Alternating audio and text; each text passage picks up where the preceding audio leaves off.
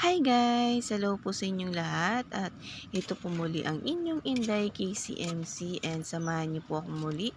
Tayo po ay magluluto ng ginisang ampalaya o kung tawagin po ay lagat. And let's go! Start na nga po tayo. Bawang, sibuyas, kamatis, and ang kamatis po dito ay marami pong aking nilagay dahil bawas pait din po ito sa ating ampalaya. And tinakpan ko nga po siya para po mabilis lang po siyang durugin.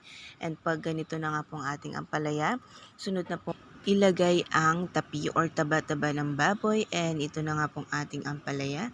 Haluin lang po ng dahan-dahan at haluin ng mabuti at ikalat po ang ampalaya.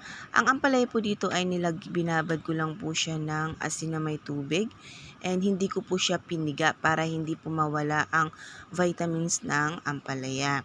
And ito na nga po, pag nilagay ang ating itlog ay wag po munang haluin, takpan po muna natin ito ng sandali. And ito na nga pong ating lagat ampalaya o ginisang ampalaya.